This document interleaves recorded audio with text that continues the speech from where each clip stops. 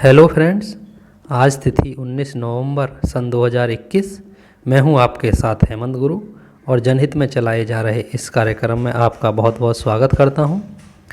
इससे पहले हमने अपनी वीडियो में बात करी थी कि बैनामा क्या होता है, उसके रजिस्ट्रेशन की प्रक्रिया क्या होती है। आज हम बात करेंगे कि ज़मीन खरीदते वक्त आपको किन बातों का ध्यान देना चाहिए जिससे आप किसी भी तरह के धोखे से बच सकें। तो चलिए साथियों, शुरू करते हैं।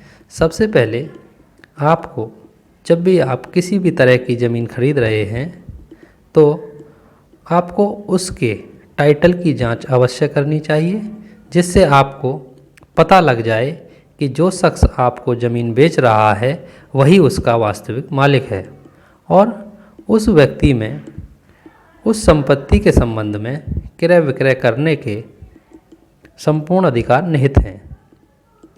साथियों, संपत्ति के दस्तावेज़ों की जांच के लिए आपको पिछले लगभग 25-30 वर्ष के लिए उसके टाइटल का पता लगाना सही रहता है।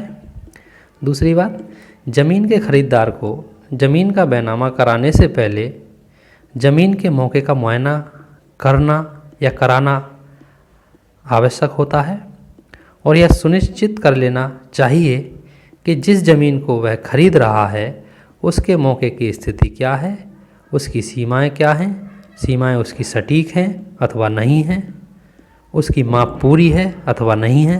कह सकते हैं कि जिस भी ज़मीन को या प्लाट को खरीदार खरीद रहा है उसको मौके पर जाकर देखना चाहिए कि इसकी सीमाएं क्या हैं, इसकी माप कितनी है, जितनी ज़मीन कागज़ों में है इतनी मौके पर है या नहीं है।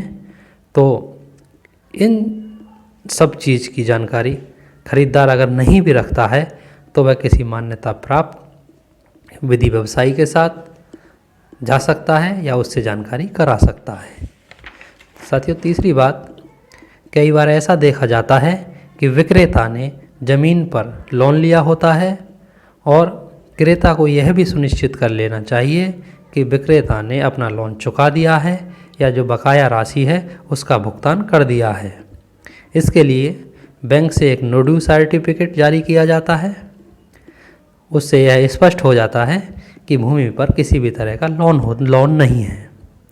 कई बार साथियों देखा गया है कि खरीदार जब विक्रेता से उसकी संपत्ति का मूल बैनामा या मूल कागज़ मांगता है तो वह बहाने बनाता है, ये कहता है कि मेरा बैनामा कहीं खो गया है।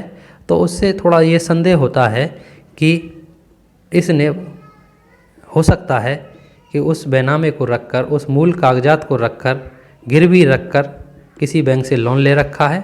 तो आपको सबसे पहले उसका मूल कागजात मांगना चाहिए और मूल कागजात अगर उसके पास नहीं है तो उसके पास खोने की FIR होनी चाहिए।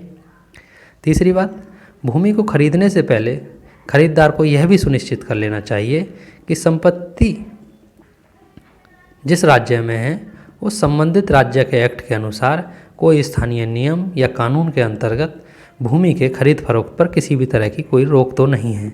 जैसे कि उत्तर प्रदेश में SC ST की ज़मीन, जो कृषि की ज़मीन है, उसको बिना परमिशन के नहीं खरीदा जा सकता है। तो खरीदार को यह भी ध्यान रखना चाहिए कि जो संबंधित राज्य है उसके कानून के अंतर्गत किसी भी तरह की उस ज़मीन पर कोई रोक तो नहीं है।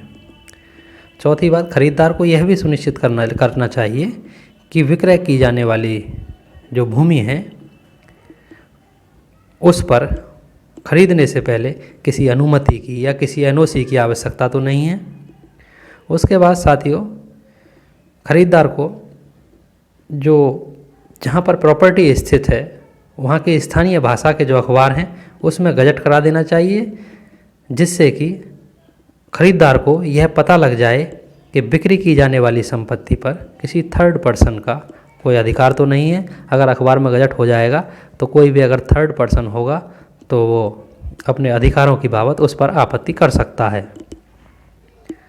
इन सभी जानकारियाँ हासिल करने में यदि खरीदार को जानकारी कम है या वह सक्षम नहीं है तो उसको किसी अच्छे विधि व्यवसायी की सलाह लेनी चाहिए, उसकी मदद लेनी चाहिए। उसके बाद ही उसको उस ज़मीन को खरीदना चाहिए।